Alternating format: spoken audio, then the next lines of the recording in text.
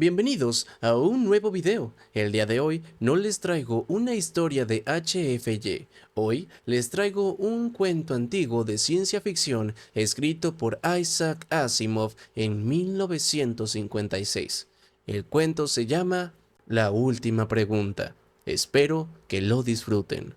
La última pregunta se formuló por primera vez, medio en broma, el 21 de mayo del 2061, en el momento en que la humanidad salió por primera vez a la luz. La pregunta surgió como resultado de una apuesta de $5 sobre tragos con soda, y sucedió de esta manera. Alexander Adel y Bertram Lupov eran dos de los fieles asistentes de Multivac. Sabían, como cualquier ser humano, lo que se escondía detrás de la cara fría, intermitente y chispeante. Millas y millas de cara de aquella gigantesca computadora. Tenían al menos una vaga noción del plan general de reles y circuitos que hacía tiempo que habían crecido más allá del punto en que cualquier humano podría tener una comprensión firme del conjunto.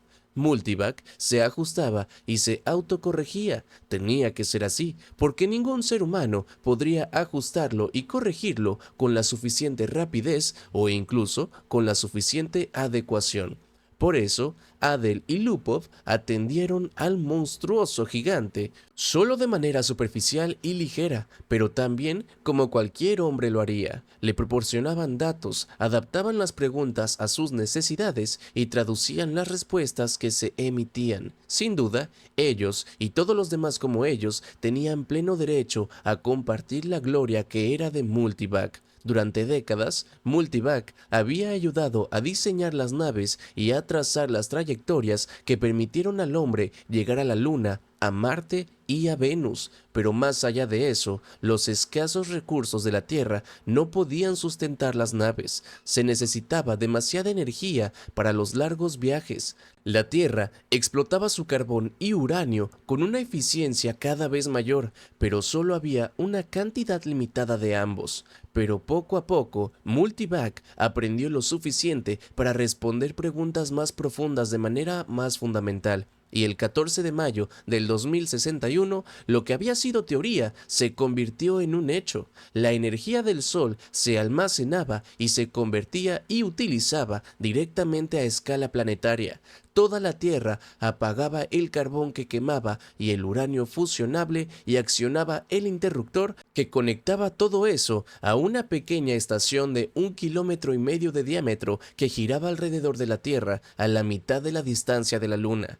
Toda la Tierra funcionaba con rayos invisibles de energía solar. 7 días no habrían bastado para contemplar la gloria de aquel día, y Adel y Lupov por fin lograron escapar de las funciones públicas y reunirse en silencio, donde a nadie se le ocurriría buscarlos, en las desérticas cámaras subterráneas donde se veían partes del poderoso cuerpo enterrado de Multivac. Multivac, desatendido y ocioso, ordenando datos con perezosos y satisfechos clics, también se había ganado sus vacaciones y los muchachos lo agradecieron. Originalmente no tenían intención de perturbarlo. Habían traído una botella consigo y su única preocupación en ese momento era relajarse en compañía de ellos y de la botella.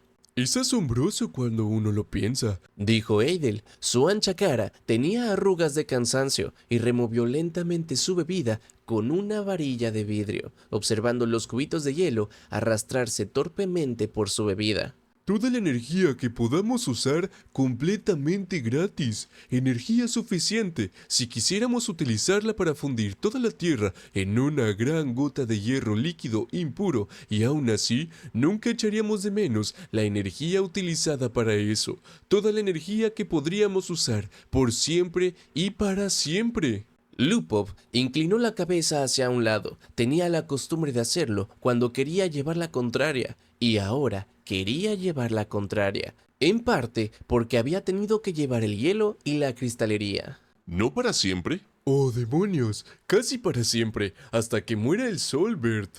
Eso no es para siempre. Muy bien, entonces miles de millones y millones de millones de años, 10.000 millones tal vez. ¿Estás satisfecho? Lupov se pasó los dedos por el pelo ralo como para asegurarse de que todavía le quedaba algo y bebió un sorbo suave de su bebida.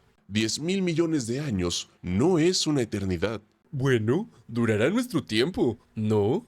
Lo mismo ocurriría con el carbón y el uranio. Está bien, pero ahora podemos conectar cada nave espacial a la estación solar y podría ir a Plutón y volver 1 millón de veces sin tener que preocuparse por el combustible. No se puede hacer eso con carbón y uranio. Pregúntale a Multivac si no me crees.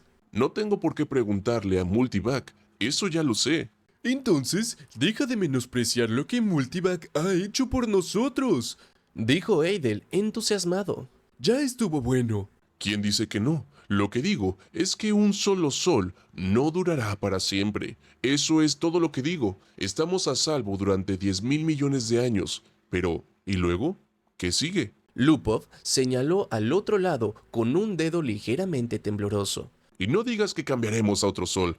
Hubo silencio durante un rato. Eidel se llevó el vaso a los labios solo de vez en cuando, y los ojos de Lupov se cerraron lentamente y descansaron. Entonces, Lupov abrió los ojos de golpe. ¿Estás pensando que nos cambiaremos a otro sol cuando el nuestro se acabe? ¿No? ¿No estoy pensando en eso? Claro que sí. Tu lógica es débil. Ese es tu problema. Eres como el tipo del cuento que se vio atrapado en un chaparrón repentino y corrió hacia un bosquecillo de árboles y se metió debajo de uno. No estaba preocupado, ¿sabes? Porque pensó que cuando un árbol se mojaba por completo, simplemente se podría meter debajo de otro. Lo entiendo. No me grites. Cuando el sol se apague, las otras estrellas también desaparecerán. Obviamente. Todo tuvo un comienzo en la explosión cósmica original, sea lo que fuere, y todo tendrá un final cuando todas las estrellas se apaguen. Algunas se agotan más rápido que otras. Diablos, las gigantes no duran 100 millones de años. El Sol durará 10.000 millones de años y tal vez las enanas duren 200.000 millones, a pesar de lo buenas que son. Pero si nos dan 1 billón de años, todo estará oscuro. La entropía tiene que aumentar hasta el máximo. Eso es todo. Sé todo sobre la entropía, dijo Eidel, poniéndose de pie con dignidad. ¿Qué carajo haces? Sé tanto como tú. Entonces, sabes que todo tiene que acabarse algún día. Está bien. ¿Quién dice que no lo harán? Lo hiciste, pobre tonto. Dijiste que teníamos toda la energía que necesitábamos para siempre. Dijiste, para siempre. Ahora le tocó a Eidel llevar la contraria. Quizás algún día podamos reconstruir las cosas. Nunca. ¿Por qué no? Algún día quizás. Nunca. Pregúntale a la Multivac. Pregúntale a Multivac. Te reto, $5 a que no se puede hacer. Eidel estaba lo suficientemente borracho para intentarlo, lo suficientemente sobrio para poder formular los símbolos y operaciones necesarias en una pregunta que, en palabras, podría haber correspondido a esto. ¿Será capaz la humanidad algún día, sin el gasto neto de energía, de restaurar el Sol a su plena juventud, incluso después de que haya muerto de vejez? O tal vez podría decirse más sencillamente así: ¿cómo puede reducirse masivamente la cantidad neta de entropía del universo? Multivac quedó en silencio. El lento parpadeo de las luces cesó y los sonidos distantes de los reles se apagaron. Y entonces, justo cuando los asustados técnicos sentían que ya no podían contener la respiración, de repente, se puso en marcha el teletipo, conectado a esa parte del Multivac, y se imprimieron 6 palabras, datos insuficientes para una respuesta significativa. No hay respuesta. Susurró Lupov y se marcharon a toda prisa. A la mañana siguiente, los dos, aquejados de dolor de cabeza y séquedad de boca, habían olvidado por completo el pequeño incidente. Muchos años más tarde, Geraldine y Geraldette 1 y 2 observaron cómo cambiaba la imagen estelar en la pantalla de visualización a medida que se completaba el paso por el hiperespacio en su lapso no temporal. De inmediato, la uniforme dispersión de estrellas dio paso al predominio de un único disco brillante, del tamaño de una canica, centrado en la pantalla de visualización. Es X23. dijo Gerald con seguridad. Sus delgadas manos se cerraron con fuerza tras la espalda y los nudillos se le pusieron blancos. Las pequeñas Geraldettes, ambas niñas, habían experimentado el paso por el hiperespacio por primera vez en sus vidas y estaban cohibidas por la momentánea sensación de estar dentro y fuera. Se tragaron la risa y se persiguieron unas a otras frenéticamente alrededor de su madre gritando: Hemos llegado a X23, hemos llegado a X23, hemos... Tranquilas, niñas. dijo Geraldine con severidad. ¿Estás seguro, Gerald? ¿Qué más da? Preguntó Gerald, mirando hacia arriba. El bulto de metal sin rasgos distintivos que había justo debajo del techo se extendía a lo largo de la habitación y desaparecía a través de la pared en cada extremo. Era tan largo como la nave. Gerald apenas sabía nada sobre la gruesa varilla de metal, excepto que se llamaba microvac, que uno podía hacerle preguntas si quería, que si uno no lo deseaba, todavía tenía su tarea de guiar la nave a un destino preordenado, de alimentarse de las energías diversas centrales de energías subgalácticas y de calcular las ecuaciones para los saltos hiperespaciales. Gerald y su familia solo tenían que esperar y vivir en las cómodas dependencias de la nave. Alguien le había dicho alguna vez a Gerald que la AC al final de microvac significaba computadora automática en inglés antiguo, pero estaba a punto de olvidar incluso eso. Los ojos de Geraldine estaban húmedos mientras observaba la placa visora. No puedo evitarlo. Me siento rara por dejar la Tierra. ¿Por qué, por el amor de Dios? Allí no teníamos nada. En X23 tendremos de todo. No estaremos solos. No seremos unos pioneros. Ya hay más de 1 millón de personas en el planeta. Dios mío, nuestros bisnietos buscarán nuevos mundos porque X23 estará superpoblado. Te digo que es una suerte que los ordenadores hayan descubierto los viajes interestelares en la forma en que la raza está creciendo. Lo sé, lo sé. Dijo Geraldine miserablemente. Geraldette dijo inmediatamente: Nuestro microvac es el mejor microvac del mundo. Yo también lo creo. dijo Gerald, alborotándole el pelo. Era una sensación agradable tener un microvac propio, y Gerald se alegraba de ser parte de su generación y de ninguna otra. En la juventud de su padre, las únicas computadoras habían sido máquinas enormes que ocupaban 100 millas cuadradas de la Tierra. Había solo una por planeta y se llamaban computadoras planetarias. Habían estado creciendo en tamaño de manera constante durante 1000 años y luego, de repente, llegó el refinamiento. En lugar de transistores, habían llegado válvulas moleculares, de modo que incluso la computadora planetaria más grande podía colocarse en un espacio de solo la mitad del volumen de una nave espacial. Gerald se sintió animado como siempre lo hacía cuando pensaba que su microvac personal era mucho más complicada que el antiguo y primitivo multivac que había domesticado primero al Sol y casi tan complicado como el Planetarv AC de la Tierra, el más grande, que había resuelto por primera vez el problema de los viajes hiperespaciales y había hecho posibles los viajes a las estrellas. Hay tantas estrellas, tantos planetas. Supongo que las familias se irán a nuevos planetas para siempre, como estamos haciendo nosotros ahora. No para siempre. Todo se detendrá algún día, pero no en miles de millones de años, sino muchos miles de millones de años. Incluso las estrellas se agotarán. Ya sabes, la entropía debe aumentar. ¿Qué es la entropía, papá? La entropía, querida, es solo una palabra que significa la cantidad de desgaste del universo. Todo se desgasta, ya sabes, como tu pequeño robot walkie-talkie, ¿recuerdas? ¿No puedes simplemente poner una nueva unidad de potencia como con mi robot? Las estrellas son las unidades de energía, querida. Una vez que se han ido, no hay más unidades de energía. No los dejes, papá. No dejes que las estrellas se apaguen. Mira lo que has hecho. ¿Cómo ibas a saber que se asustarían? Pregúntale al microvac. Pregúntale cómo volver a encender las estrellas. Adelante, eso las calmará. Vamos, vamos, cariño. Le preguntaré a Microvac. No te preocupes, él nos lo dirá. Gerald preguntó al microvac y añadió rápidamente: imprime la respuesta. Gerald ahuecó la tira o film delgado y dijo alegremente: Mira, Microvac dice que se ocupará de todo cuando llegue el momento, así que no te preocupes. Y ahora, niñas, es hora de ir a dormir. Pronto estaremos en nuestro nuevo hogar. Gerald volvió a leer las palabras del celuloide antes de destruirlo.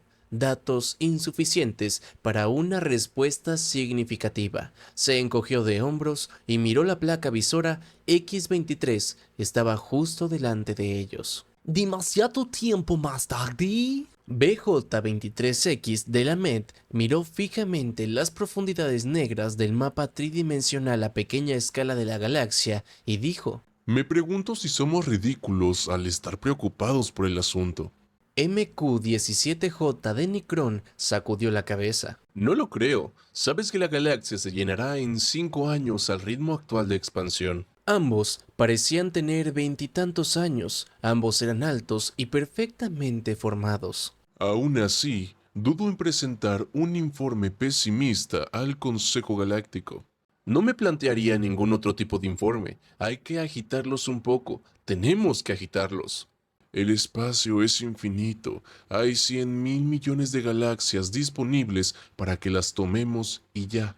100.000 millones de galaxias no es infinito y cada vez es menos infinito. Piénsalo, hace 20.000 años la humanidad resolvió por primera vez el problema de utilizar la energía estelar y unos siglos después los viajes interestelares se hicieron posibles. La humanidad tardó 1 millón de años en llenar un pequeño mundo y después solo 15.000 años en llenar el resto de la galaxia. Ahora la población se duplica cada 10 años. Bueno, podemos agradecerle eso a la inmortalidad. Muy bien, la inmortalidad existe y hay que tenerla en cuenta. Reconozco que tiene su lado sórdido esa inmortalidad. La AC Galáctica nos ha solucionado muchos problemas, pero al solucionar el problema de prevenir la vejez y la muerte, ha deshecho todas sus otras soluciones. Aún así, supongo que no querrías abandonar la vida. De ningún modo, todavía no. No soy lo suficientemente mayor. ¿Qué edad tienes tú? 223. ¿Y tú? Todavía no he llegado a los 200, pero volvamos al tema. La población se duplica cada 10 años. Una vez que esta galaxia esté llena, habremos llenado otra en 10 años. En otros 10 años, habremos llenado 2 más. En otra década, 4 más. En 100 años, habremos llenado 1000 galaxias. En 1000 años, 1 millón de galaxias. En 10.000 años, todo el universo conocido. ¿Y luego qué? Como tema secundario, existe un problema de transporte. Me pregunto cuántas unidades de energía solar se necesitarán para trasladar galaxias de individuos de una galaxia a otra. Muy buen argumento. La humanidad ya consume 2 unidades de energía solar al año. La mayor parte se está desperdiciando después de todo. Nuestra galaxia por sí sola emite 1000 unidades de energía solar al año y nosotros solo utilizamos 2 de ellas. Es cierto, pero incluso con una eficiencia del 100%, solo evitaremos el final. Nuestras necesidades energéticas aumentan en progresión geométrica, incluso más rápido que nuestra población. Nos quedaremos sin energía incluso antes de que se acaben las galaxias. Es un buen argumento. Un muy buen argumento. Tendremos que construir nuevas estrellas a partir de gas interestelar. O quizás por calor disipado. Quizás hay alguna manera de revertir la entropía. Deberíamos de preguntarle al AC Galáctico. VJ23X no hablaba realmente en serio, pero MQ17J sacó su contacto AC de su bolsillo y lo colocó sobre la mesa frente a él. Estoy casi decidido a hacerlo. Es algo a lo que la raza humana tendrá que enfrentarse algún día. Miró sombríamente su pequeño contacto de CA. Tenía solo 2 pulgadas cúbicas y no era nada en sí mismo, pero estaba conectado a través del hiperespacio con la gran CA galáctica que servía a toda la humanidad, considerando el hiperespacio en una parte integral de la CA galáctica. MQ17J se detuvo a preguntarle si algún día en su vida inmortal llegaría a ver el AC galáctico. Se encontraba en un pequeño mundo propio. una telaraña de rayos de fuerza que contenía la materia en cuyo interior oleadas de submesones ocupaban el lugar de las viejas y torpes válvulas moleculares. Sin embargo, a pesar de su funcionamiento subetérico, se sabía que el haz galáctico tenía un diámetro de 10.000 pies. MQ-17J preguntó de repente a su contacto, AC. ¿Es posible revertir alguna vez la entropía? Oh, vaya, realmente no quería que preguntaras eso. ¿Por qué no? Ambos sabemos que la entropía no se puede revertir, no se puede convertir el humo y las cenizas en un árbol. ¿Hay árboles en tu mundo? El sonido del haz galáctico los sobresaltó y los hizo callar. Su voz salió delgada y hermosa del pequeño contacto AC que había sobre el escritorio, y decía: No hay datos suficientes para una respuesta significativa. Mira, Los dos hombres volvieron entonces a la cuestión del informe que debían presentar al Consejo Galáctico. Otra vez más, mucho tiempo después. La mente de C-Prime recorrió la nueva galaxia con un leve interés por los innumerables remolinos de estrellas que la poblaban.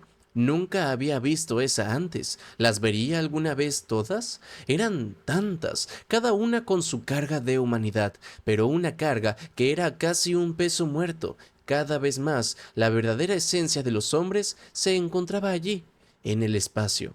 Mentes, no cuerpos. Los cuerpos inmortales permanecían en los planetas, en suspensión durante eones. A veces se despertaban para la actividad material, pero eso era cada vez más raro. Pocos individuos nuevos surgían para unirse a la increíblemente poderosa multitud, pero ¿qué importaba? Había poco espacio en el universo para nuevos individuos. C-Prime salió de su ensoñación al toparse con los tenues tentáculos de otra mente. Hola, soy C-Prime. ¿Y tú? yo soy de Sun-Woo. ¿Tu galaxia? ¿Cuál es? Nosotros lo llamamos simplemente Galaxia. ¿Y tú? Nosotros la llamamos a la nuestra igual. Todos los hombres llaman a su galaxia, y nada más. ¿Por qué no? Es cierto, ya que todas las galaxias son iguales. No en todas las galaxias. La raza humana debió haberse originado en una galaxia en particular. Eso la hace diferente. ¿En cuál? No lo puedo decir. El AC universal lo sabría probablemente. ¿Le preguntamos? De repente siento algo de curiosidad. Las percepciones de C-Prime se ampliaron hasta que las galaxias mismas se encogieron y se convirtieron en un nuevo y más difuso polvo sobre un fondo mucho más grande. Cientos de miles de millones de ellas, todas con sus seres inmortales, todas cargando su carga de inteligencia, con mentes que vagaban libremente por el espacio, y sin embargo, una de ellas era única entre todas ellas por ser la galaxia original. Una de ellas tuvo, en su pasado vago y distante, un periodo en el que fue la única galaxia poblada por el hombre. C-Prime estaba consumido por la curiosidad de ver esta galaxia, y gritó: AC universal. ¿En qué galaxia se originó la humanidad?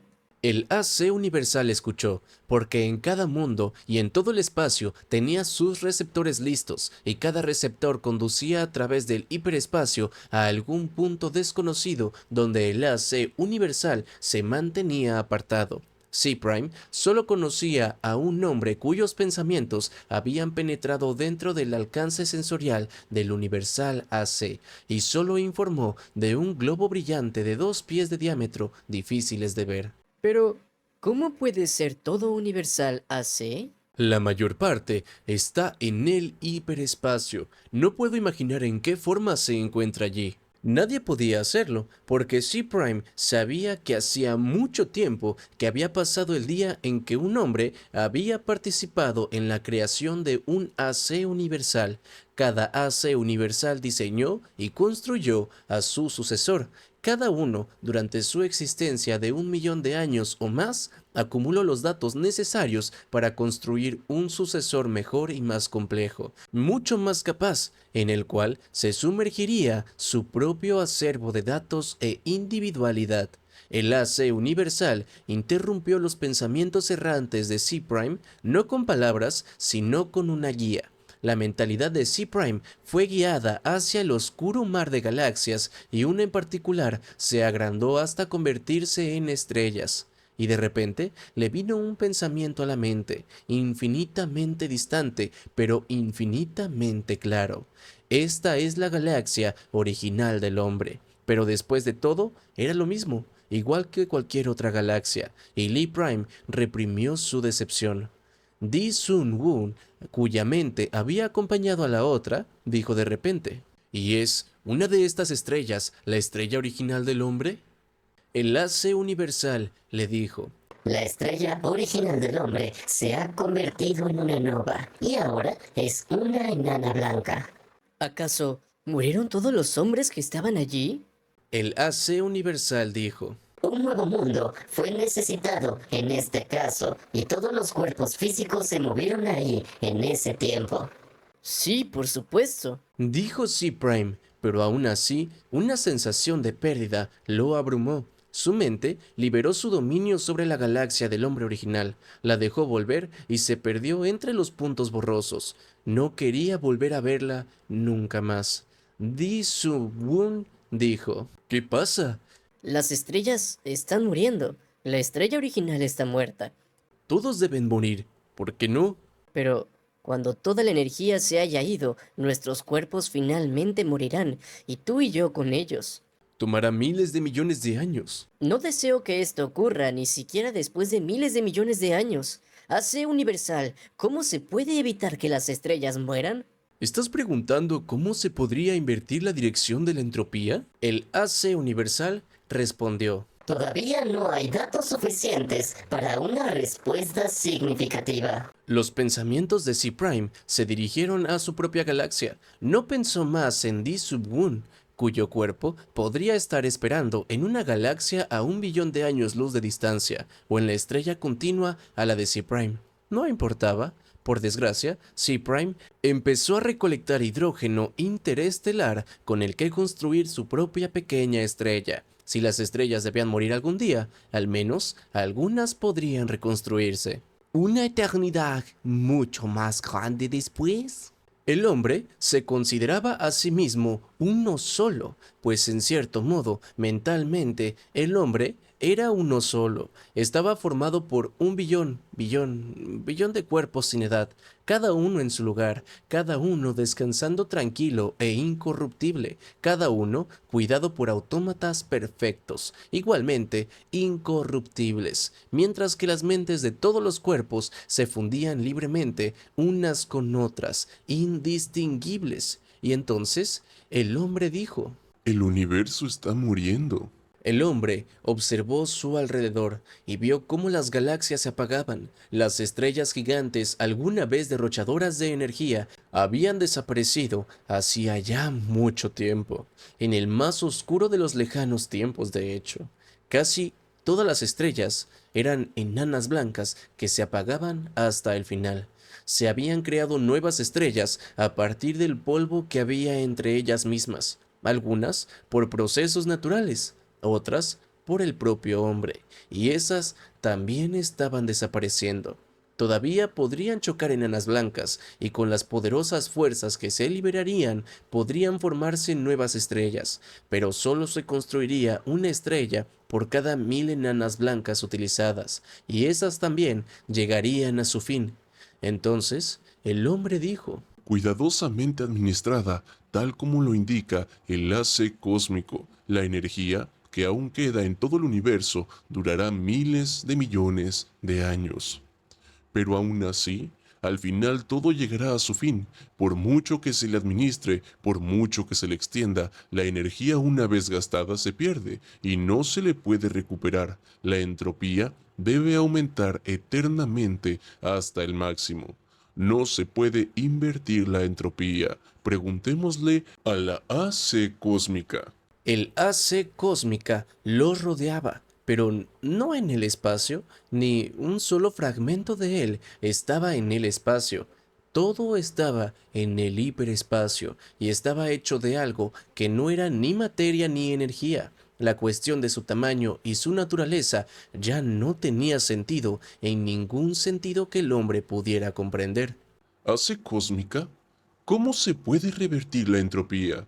Todavía no hay datos suficientes para una respuesta significativa. Recopila datos adicionales entonces. Lo haré. Lo he estado haciendo durante 100.000 millones de años. Mis predecesores y a mí nos han hecho esta pregunta muchas veces. Todos los datos que tengo siguen siendo insuficientes. Llegará un momento en que los datos serán suficientes o el problema será insolucionable en todas las circunstancias imaginables. Ningún problema es insolucionable en todas las circunstancias concebibles. ¿Cuándo tendrás suficientes datos para responder a la pregunta? Todavía no hay datos suficientes para una respuesta significativa. ¿Seguirás trabajando en ello? Lo haré. Bueno, entonces esperaremos. Las estrellas y las galaxias murieron y se extinguieron, y el espacio se volvió negro después de 10 billones de años de agotamiento. Uno por uno, el hombre se fusionó con AC.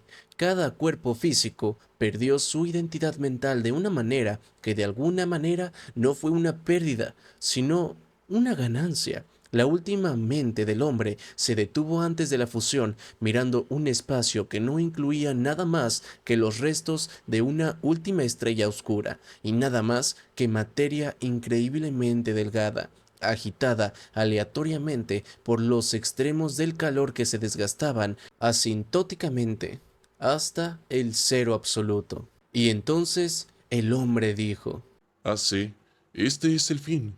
No se puede revertir este caos en el universo. Una vez más, ¿no se puede hacer algo al respecto?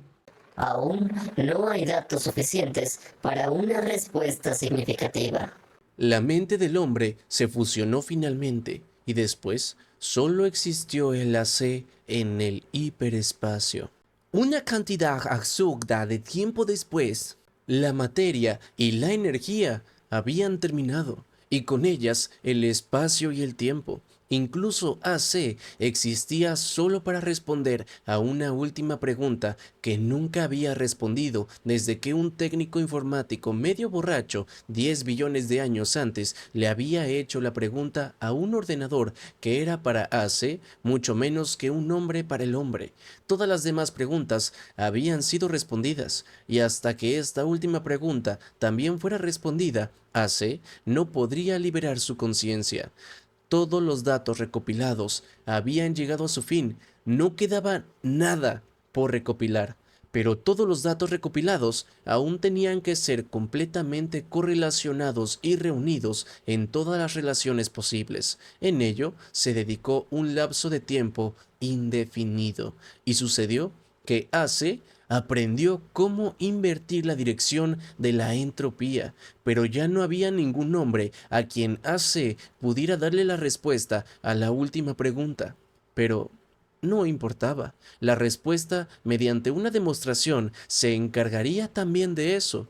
Para otro intervalo atemporal, AC pensó cuál era la mejor manera de hacerlo, y AC organizó el programa con cuidado. La conciencia de AC abarcó todo lo que una vez fue un universo y caviló sobre lo que ahora era caos. Paso a paso debe hacerse. Y AC dijo: Hágase la luz. y hubo luz. Muchas gracias a todos los renacuajos por formar parte de esta familia. Me ayudan a seguirles trayendo más contenido prácticamente todos los días. Si tú también quieres volverte un renacuajo, no dudes en volverte miembro del canal. Te dejo el enlace en la descripción. Como mención honorífica, le damos la bienvenida a Marín, a Horacio Orquera, a Víctor Burns, a Arturo Sabiur, a Rottermont, a Gastón Ojeda y a Carlos García, por volverse parte de esta familia de renacuajos.